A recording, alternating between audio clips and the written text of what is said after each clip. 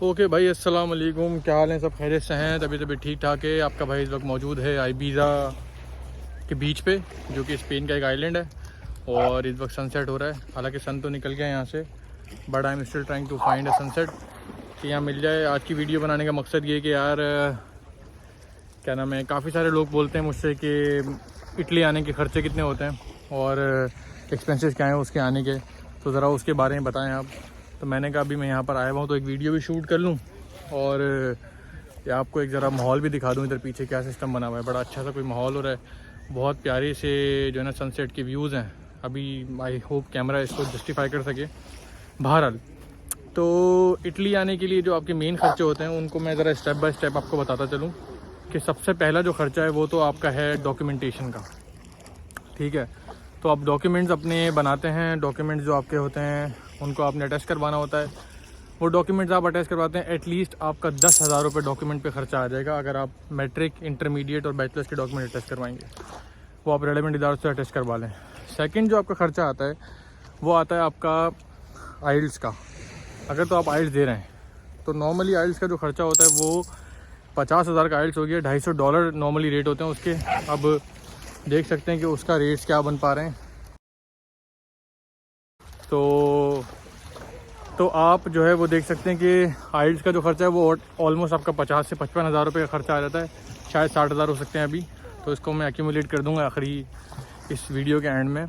अच्छा, उसके अलावा जो बड़ा इंपॉर्टेंट खर्चा आता है वो आपके आता है यूनिवर्सिटी की फ़ीस का। तो कुछ यूनिवर्सिटीज़ में क्या होता है कि अगर आपने अप्लाई करना है तो आप उन यूनिवर्सिटीज़ में पैसे भरते हैं एडमिशन के। जब एडमिशन के पैसे भरते हैं आप, तो वो तकरीबन आपके बन जाते हैं, हर यूनिवर्सिटी 35 से 50 यूरो के दरमियान उनकी एडमिशन फ़ीस होती है जो अप्लाई करनी को होती है सिर्फ। चौथा ख़र्चा जो आपका होता है वो आपका होता है अपने चीमिया पे, जिसको हम सीमिया भी कहते हैं। ये आपका इक्विवेलेंट डॉक्यूमेंट होता है जो आप करवाते हैं, इक्विवेलेंसी डॉक्यूमेंट। जो आपकी पाकिस्तान में डिग्री हुई होती है उसको आप इटालियन डिग्री के हिसाब से इवेल्यूएट करवाते हैं या इक्विवेलेंस सर्टिफिकेट ले लेते हैं उसका। तो उसमें क्या होता है कि आप ऑलमोस्ट 156 यूरो, जो कि पाकिस्तानी बन जाते हैं 50,000 ऑलमोस्ट बन जाते हैं। अभी भी पाकिस्तानी 50,000 बन जाते हैं। तो 50,000 का खर्चा आप ये वाला लगा लें, आपका चीमिया लग जाता है। चीमिया के बाद आपका जो मेन खर्चा आता है वो आपका आता है वीज़ा अप्लाई करने का, जिसकी फ़ीस तकरीबन अभी रिसेंटली मैंने अप्लाई किया था तो अपनी 28,000 रुपये उसकी फ़ीस बनी थी। तो 28,000 रुपये आप जो है वो 28 से 30,000 रुपये आप उसके जमा करवाते हैं वीज़ा अप्लाई करने के। तो आप इसको भी ऐड कर लें उस सारे के सारे खर्चे में। अच्छा, उसके अलावा आपकी कुछ डॉक्यूमेंट्स होते हैं जो आपने कराची में जाके करवाने होते हैं, मोफा से अटैच करवाने होते हैं कुछ डॉक्यूमेंट्स। कुछ आपने FBI से डॉक्यूमेंट लेने पड़ते हैं, तो वहाँ कभी कभार मिठाई खिलानी पड़ जाती है। वैसे मिठाई के बगैर नॉर्मली काम हो जाता है इस चीज़ का, लेकिन अगर आपका ना काम हो रहा तो लोग मिठाई भी खिलाते हैं। कुछ आपको फिर FRC बनवाना पड़ता है नादरा में, उसका 1500 से 1000 रुपये खर्चा उसका भी आ जाता है। और साथ में आपने अपना लो इनकम सर्टिफिकेट बनवाना पड़ता है जो कि मुख्तियार करके ऑफिस से बनता है। उसमें भी लोग डंडी वंडी कुछ ना कुछ मार लेते हैं वहाँ पर बैठे हुए कुछ प्यारे लोग होते हैं जो कहते हैं चाय पानी करा दें। खैर, मैंने तो ना डॉक्यूमेंट बनवाया था ना खर्चा पानी कराया था, तो मेरा तो ये वाला केस रह गया था। बट नॉर्मली ये वाले डॉक्यूमेंट बन जाते हैं। अच्छा, ये सारे डॉक्यूमेंट आपने वीज़ा अप्लाई कर लिए। वीज़ा अप्लाई करने के बाद अगर आप पाकिस्तान से बाहर आ रहे हैं लेट्स सपोज, तो उसके बाद आपके पास और एडिशनल कौन से एक्सपेंसेस आते हैं।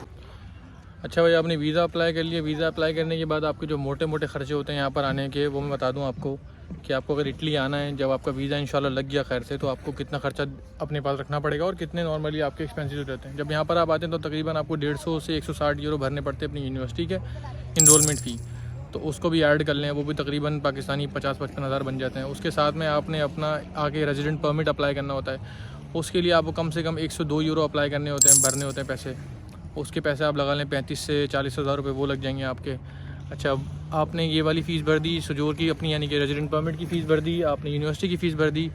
उसके बाद आपने जो फ़ीस भरनी होती है अपने कुछ डॉक्यूमेंट बनवाने होते हैं यहाँ पे आके, ईज़े और कोडिचे फिस्काले और कुछ इस तरह के डॉक्यूमेंट बनवाने होते हैं अपने और अपना बैंक कार्ड खुलवाना होता है। तो उस तमाम चीज़ों के लिए भी आपने तकरीबन अपने 25 से 30 यूरो अलग से रखने हैं इसमें ऐड करके।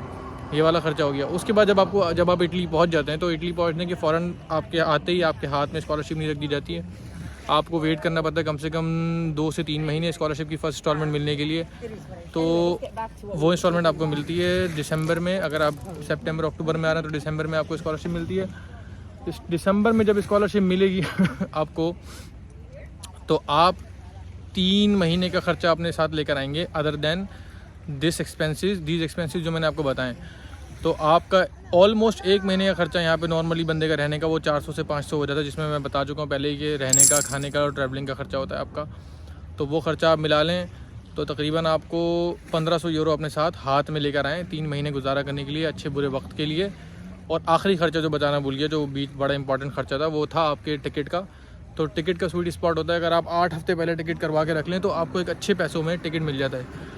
नहीं तो अगर आप लेट करवाएंगे अपना टिकट तो तकरीबन आपका टिकट जो है वो 1 से लेकर 1.5 लाख तक के दरमियान फ़्लाइट्स का मिल रहा होता है। सस्ते भी मिल जाते हैं, कुछ लोग 60,000 का भी लेकर आ जाते हैं, 70,000 का भी लेकर जाते हैं, लेकिन फिर वो उड़ने वाली बस में आते हैं, जिसमें मैं भी कभी कभार सफ़र करता हूँ, जिसको पैकेज हम बोलते हैं। तो सर ये वाले सारे मामलात हैं। और मैडम के इतने टोटल एक्सपेंसेस आपके इटली के लिए आते हैं, और अगर आप ये सारे खर्चे मिला लें तो टोटल जो एक्सपेंसेस बनते हैं वो मैं अभी इसमें कैलकुलेट करके बताता हूँ आपको। तो यार टोटल ख़र्चा जो आपका आता है वो तकरीबन आ जाता है 7.5 से लेकर 8.5 लाख तक के दरमियान, जिसमें 4.5 लाख रुपए आपको यूनिवर्सिटी से अगर स्कॉलरशिप मिल जाएगी तो रिकवर हो जाएंगे जो आपके रहने के होते हैं। तो कुल मिला के देखा जाए अगर इस तमाम ख़र्चे को, तो आपका टोटल जो ख़र्चा आता है यहाँ पे इटली में आने का और सारे स्टे करने का, जब तक आपको स्कॉलरशिप के पैसे नहीं मिल जाते, वो आपका बन जाता है 5 लाख, क्योंकि 4.5 लाख तो आपको रिकवर हो जाएंगे बाद में। तो अपनी स्टडी के लिए, अपने फ्यूचर के लिए पीछे मेहनत करें और अप्लाई करना स्टार्ट करें एज सून एज़ पॉसिबल। भाई की खिदमत दरकार हो तो प्लीज़ मुझसे रब्ता कर लीजिएगा, मैं जितना हो सकता है रिस्पॉन्ड करता हूँ सबको। तो इस चैनल को भी फॉलो कर लें, इस वीडियो को लाइक एंड शेयर भी कर दें जिन लोगों के साथ जिनको ज़रूरत है इस चीज़ की।